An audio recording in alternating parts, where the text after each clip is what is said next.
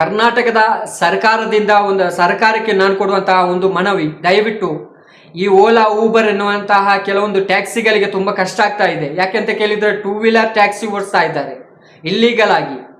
ಯಾವುದೇ ಒಂದು ಸೇಫ್ಟಿ ಇರಲ್ಲ ಅದರಲ್ಲಿ. 2 ವೀಲರ್ ಅಲ್ಲಿ, ಆಟೋ ರಿಕ್ಷಾದಲ್ಲಿ ಮತ್ತು ಕಾರಲ್ಲಿ ಹೋಗ್ತಿರುವಂತಹ ಪ್ರತಿಯೊಬ್ಬರಿಗೆ ತೊಂದರೆ ಆಗ್ತಾ ಇದ್ದಾರೆ. ಯಾಕೆಂತ ಕೇಳಿದ್ರೆ ಆಟೋ ರಿಕ್ಷಾ ಮತ್ತು ಟ್ಯಾಕ್ಸಿ ಓಡಿಸ್ತಿರುವಂತಹ ಕರ್ನಾಟಕದ ಜನರು ಟ್ಯಾಕ್ಸಿ ಕರ್ನಾಟಕಕ್ಕೆ ಕಟ್ಟಿಕೊಂಡು ಅವರು ಬಾಡಿಗೆ ಮಾಡಬೇಕಾದ್ರೆ ಅವರಿಗೆ ಬಾಡಿಗೆ ಸಿಗ್ತಾ ಇಲ್ಲ. ಯಾಕೆಂತ ಕೇಳಿದರೆ ಇಂತಹ 2 ವೀಲರ್ಸ್ಗಳಲ್ಲಿ ಎಲ್ಲಿಂದೋ ಕರ್ನಾಟಕದ ಹೊರಗಡೆಯಿಂದ ಬಂದಂತಹ ಜನರು ಇಲ್ಲಿ 2 ವೀಲರಲ್ಲಿ ಬಾಡಿಗೆ ಮಾಡ್ತಾ ಇದ್ದಾರೆ. ಇದಕ್ಕೆ ಕರ್ನಾಟಕಕ್ಕೆ ಲಾಸ್ ಆಗುತ್ತೆ, ನಮ್ಮ ಸರ್ಕಾರಕ್ಕೆ ಲಾಸ್ ಆಗುತ್ತೆ. ಅವರು ಟ್ಯಾಕ್ಸಿಯನ್ನು ಕಟ್ಟಲ್ಲ, ಅವರು ಪ್ರೈವೇಟ್ ಆಗಿ ಓಡಿಸ್ತಾ ಇದ್ದಾರೆ.